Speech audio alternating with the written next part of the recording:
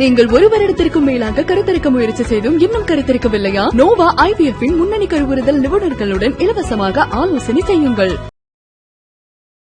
ஒரு 60-70 வயசு ஆயிடுச்சுனாலே வயசாயிடுச்சு அப்படின்னு சோர்ந்து போய் உட்கார்ந்துடுறாங்க. ஆனா நீங்க சாதாரணமா இருக்கீங்களே, எப்படி? அது என்னன்னு கேட்டிங்கன்னா,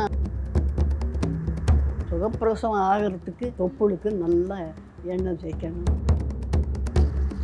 நல்லா திறந்த பிற்பாடு கைத்தை கொஞ்சம் இப்போ தான் பெல்ட்டெல்லாம் இருக்குது, அதுக்கு நாங்கள் துணியை வச்சு தான் கட்டுவோம்.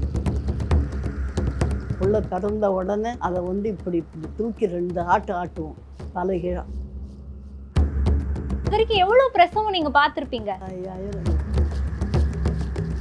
ராத்திரி தான் இந்த கஷாயம் குடிக்கணும். இதெல்லாம் குடித்தாக்கா பிரசவத்துக்கு அந்த வலி அவ்வளவு ஜாஸ்தி நமக்கு தெரியாது. வணக்கம் நேர்களே, இன்னைக்கு நம்ம 100 வயசான லலிதா பாட்டி அவங்கள தான் மீட் பண்ண வந்திருக்கோம். ஸோ பாட்டி இந்த வயசுலையும் எப்படி இவ்வளோ சுறுசுறுப்பாக இருக்காங்க, இவ்வளோ ஆக்டிவாக தன்னுடைய வேலைகள் எல்லாம் செஞ்சுக்கிட்டு நிறைய சுவாரஸ்யமான விஷயங்கள் எல்லாமே நம்ம கிட்ட பேசுகிறாங்க. இன்னும் என்னெல்லாம் சொல்கிறாங்கிறத நீங்களும் பார்த்து தெரிஞ்சுக்கோங்க. பாட்டி வணக்கம். வணக்கம். வணக்கம்மா. ஆனால் இவ்வளோ சுறுசுறுப்பாக இருக்கீங்களே பாட்டி, எப்படி? கடவுள் கொடுத்தது சுறுசுறுப்பாக இருக்கிறது. 2வது இந்த மூளை வேலை செஞ்சுக்கிட்டே இருக்கு, அதனால நல்லா சுறுசுறுப்பாக. ஆனால் இப்போ வயசாயிடுச்சு அப்படின்னாலே, ஒரு 60-70 வயசு ஆயிடுச்சுனாலே வயசாயிடுச்சு அப்படின்னு சோர்ந்து போய் உட்காந்துடுறாங்க. முடியல, நடக்க முடியல, மாடி ஏற முடியல. எங்களுக்கே இப்போ மாடி ஏற முடியல, மேலே ஏறிய வர கஷ்டப்படுறோம். ஆனால் நீங்கள் சாதாரணமாக இருக்கீங்களே, எப்படி? அது என்னன்னு கேட்டிங்கன்னா, ஒவ்வொருத்தருடைய சுவாபம். இப்போ முடியலன்னு சொல்லி படுத்துட்டாங்கன்னா அப்படியே படுத்துருவாங்க. நம்மளால் அது முடியும், செய்யலாம் அப்படின்ட்டு நம்ம நடக்க முடியலைன்னாலும் ஏதோ கொஞ்சம் வச்சு நடந்து பார்ப்போம்னா அது கடைசியில் நடக்கலாம். ஒவ்வொருத்தரும் அந்த மாதிரி முடியலைன்னுட்டு இப்படியே விட்டுடுறாங்க. நான் எனக்கு கால் வலினாலும் காலை மடக்கி கிடக்கி நான் எல்லாம் நானாக செஞ்சுக்குவேன்.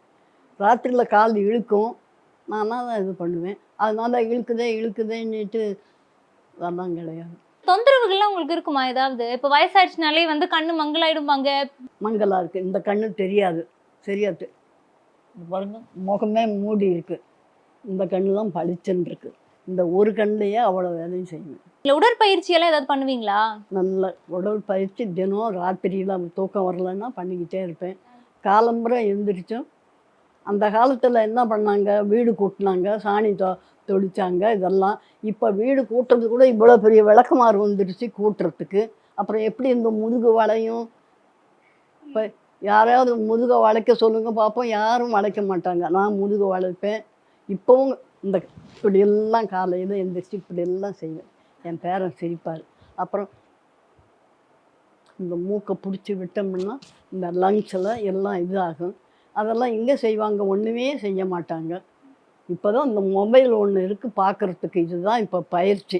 வேறு ஒரு பயிற்சி எங்களுக்கு இதுதான். சின்ன சின்ன வயசில் இருக்கக்கூடியவங்களுக்கு, பிறந்த குழந்தைங்களுக்குலாம் இந்த ப்ரெஷரு, சுகரு எதோ எல்லாம் இருக்குன்னு சொல்கிறாங்களே, அப்படி ஏதாவது தொந்தரவுகள் இருக்கா உங்களுக்கு? எனக்கு ப்ரெஷர் மட்டும்தான் இருக்குது, சுகர் கிடையாது. கொஞ்சம் இந்த மூச்சு வாங்குது, அதெல்லாம் நானாக சரிப்படுத்திக்குவேன் கொஞ்சம் நேரம். அதனால் மூச்சு வாங்குதே என்னை உடனே சில நேரத்தில் இங்கே அப்படியே அடைக்கிற மாதிரி வரும். அதை கொஞ்சம் நேரம் மூச்சை எடுத்து விட்டு நானாக சரிப்படுத்திக்குவேன்.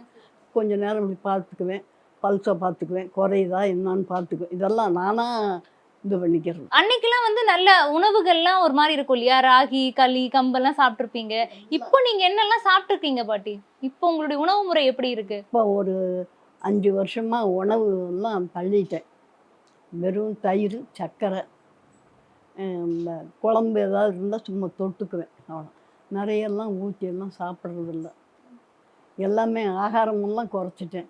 இந்த ஐஸ் வாட்ரு, ஐஸ்கிரீம், போண்டா, அவ்வளோதான் என்னுடைய உயிர். நீங்கள் நர்ஸாகவும் வேலை பார்த்துருக்கீங்க அப்படின்னு சொன்னாங்களே, எங்கே வேலை பார்த்துருக்கீங்க பாட்டி? மதுரையில். மதுரையில் எத்தனை வருஷம் நர்ஸாக வேலை பார்த்தீங்க? 30 வருஷம். சுகப்பிரசவம் ஆகணும்னா என்னெல்லாம் பண்ணணும் பாட்டி? காலம்புரை எழுந்திரிச்சு ஏதோ வேலை பார்க்கணும். ஒரு 8 மணிக்கு எழுந்திரிச்சாலும் கூட ஏதோ குமிஞ்சு நிமிர்ந்து வேலை பார்க்கணும். ஐயோ எனக்கு இடுப்பு வலிக்குது, எனக்கு கை வலிக்குது என்னெல்லாம் சொல்லுவாங்க. அதெல்லாம் தவிர்த்துட்டு கொஞ்சம் வேலை பார்த்தாக்கா 5 மாதத்துலேருந்தே ஆரம்பிக்கலாம். 4 மாதமெல்லாம் இதாகாது. 5 மாதத்துக்கு மேலே என்ன வேணாலும் பண்ணலாம்.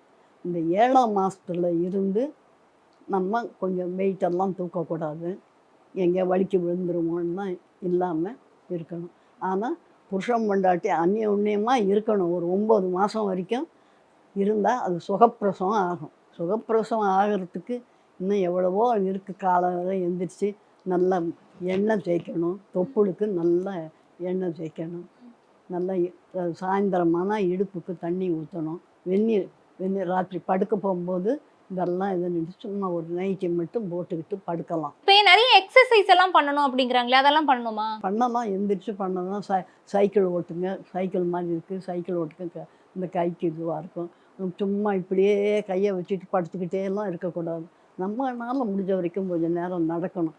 எப்படியும் ராத்திரி படுக்க போகும்போது நல்லா ஒரு சுற்று நடந்துட்டு எண்ணெய் தடவிட்டு வெந்நீர் ஊற்றி குளிச்சுட்டு படுக்கணும்.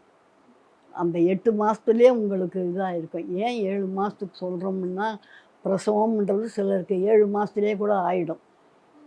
ஏன்னு கேட்டிங்கன்னா, உங்களுக்கு கர்ப்பப்பை வந்து இதுவாக இருக்காது, கெட்டியமாக இருக்காது. சிலருக்கு அந்த மாதிரி இருந்தாக்கா ஆகிடும்.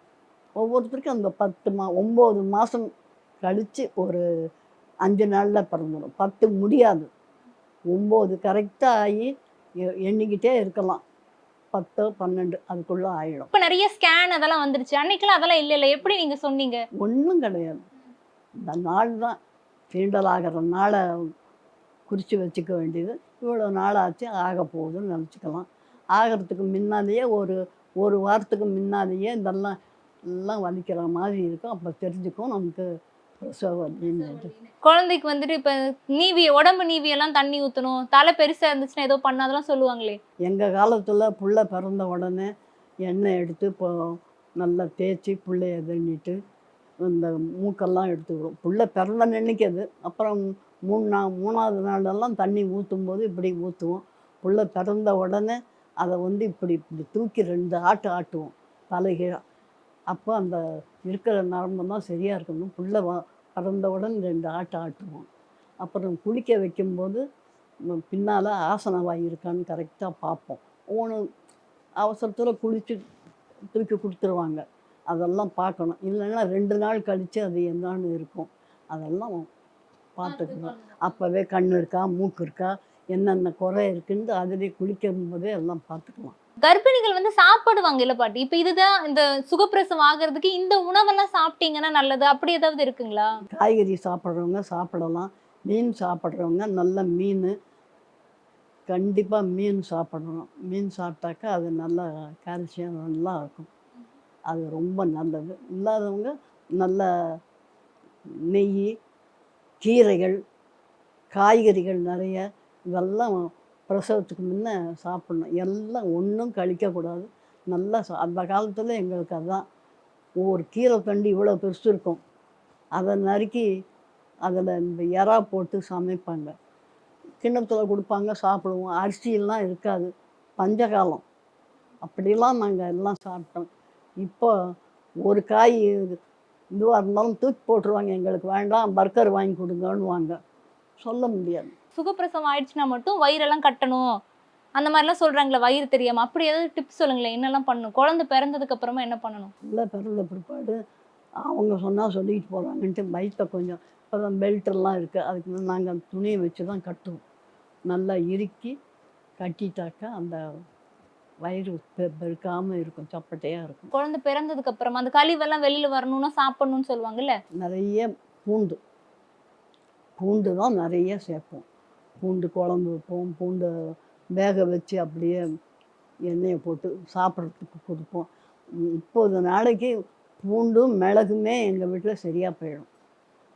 மிளகு குழம்பு எதுக்கு எடுத்தாலும் மிளகு, ஜீரகம் வச்சு அரைச்சி எல்லாம் பண்ணுவோம். பாட்டி, இது வரைக்கும் எவ்வளோ பிரசவம் நீங்கள் பார்த்துருப்பீங்க? ஏதோ ஒரு 5000 இருக்குது. அதுக்கு இந்த கஷாயம் எல்லாம் சொல்லுவாங்கல்ல, குழந்தை பிறக்கிறதுக்கு முன்னாடியே இல்லை பிறந்ததுக்கு அப்புறமா, எப்போ அதெல்லாம் குடிக்கணும்? அது வந்து ஒரு 7 மாதம் 9 மாதம் ஆரம்பிக்க 8 மாதத்துலேருந்தே ஆரம்பிச்சிடலாம். சாயந்தரத்தில் பகலில் இந்த தண்ணி அரிசியை அலம்பி இப்போ குக்கரில் வைக்கிறீங்க.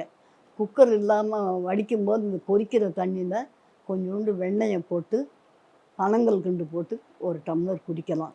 இப்போ கூட குக்கரில் விசில் போகும்போது எடுத்துகிட்டு அந்த தண்ணியை எடுத்து வெண்ணெயை பனங்கள் கண்டு போட்டு பகலில் குடித்தா அது நல்லது.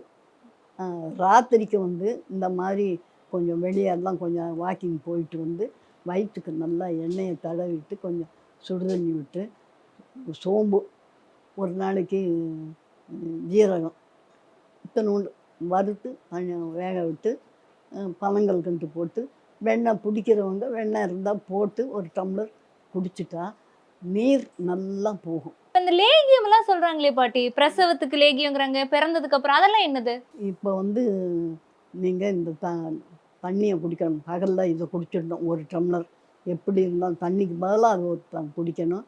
ராத்திரியில் இந்த கஷாயம் குடிக்கணும். இதெல்லாம் குடித்தாக்கா பிரசவத்துக்கு அந்த வலி அவ்வளோ ஜாஸ்தி நமக்கு தெரியாது, நல்லா இதாகிடும். பிரசவம் ஆன பிற்பாடு 3 நாள்ல இருந்து இந்த லேகியம் கொடுப்பாங்க. என்ன லேகியம் பாட்டி, எப்படி செய்யணும் அதை? சுக்கு, திப்பிலி, தேசாவரம், மிளகு, சீரகம், ஜாதிக்காய், மாசிக்காய், வசம்பு இதெல்லாம் வாங்கிக்கிடணும். வசம்பு இதெல்லாம் நல்லா கொஞ்சம் லேசாக வறுத்து பொடி பண்ணணும். பொடி பண்ணி சலித்து ரொம்ப நைஸாக சலிச்சிடணும். அளவு போடணும். சோம்பெல்லாம் வந்து வசம்பெல்லாம் சும்மா ஒரு துண்டு தான் போடணும். ஜாதிக்காய்னா ஒரு ஜாதிக்காய் தான், மாச்சக்காய்னா ஒன்று தான் போட்டு எல்லாம் பொடி பண்ணி எடுத்து அதுக்கப்புறம் தேன், நெய், நல்லெண்ணெய் 3ஐயும் அளவாக அந்த பொடிக்கு அளவா ஊற்றிக்கணுமா? ஒவ்வொருத்தர் கருப்பட்டியை தட்டி அது இதெல்லாமல் கொஞ்சம் கொதிக்க வச்சு அதையும் ஊற்றி அப்படியே கிண்டிடுவாங்க.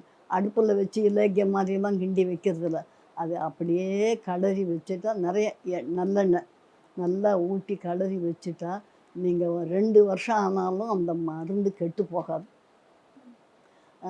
ஒரு உருண்டை நம்ம சாப்பிட்டுட்டு மத்தியானம் பகலில் சாப்பிட்டுட்டு ஒரு உருண்டை கொடுப்பாங்க. அது சுக்கெல்லாம் இருக்கும். சுக்கு, ஜீரகம், பெருங்காயம் அது மாதிரி பொடி பண்ணி சாப்பிட்டு இந்த லேகியம் சாப்பிட்டாக்கா இந்த பசி ஏப்பம் நல்லா போகும், நல்லா காற்று போகும். பிள்ளைக்கு பால் கொடுக்கறதுக்கு அதுதான் முக்கியமானது. பால் கண்டிப்பாக பிள்ளைக்கு கொடுக்கணும். நம்ம என்ன சாப்பிட்றோமோ அது பிள்ளைக்கு போய் சேரும். அதுதான். இப்போ சிலதெல்லாம் சாப்பிடக்கூடாது அப்படின்னு சொல்லுவாங்க, சிலது சாப்பிடலாம் அப்படின்னு சொல்லுவாங்க. அப்படி என்னெல்லாம் சாப்பிடலாம், என்னெல்லாம் சாப்பிடக்கூடாது? இந்த கசப்பு, இந்த பாவக்காய், இதெல்லாம் வாழைக்காய் வாய்வு வேண்டான்னுவாங்க. கத்திரிக்காய், முருங்கைக்காய் நிறைய சேர்க்கலாம். நீங்கள் 1 வருடத்திற்கும் மேலாக கருத்தரிக்க முயற்சி செய்தும் இன்னும் கருத்தரிக்கவில்லையா? நோவா IVF-இன் முன்னணி கருவுறுதல் நிபுணர்களுடன் இலவசமாக ஆலோசனை செய்யுங்கள்.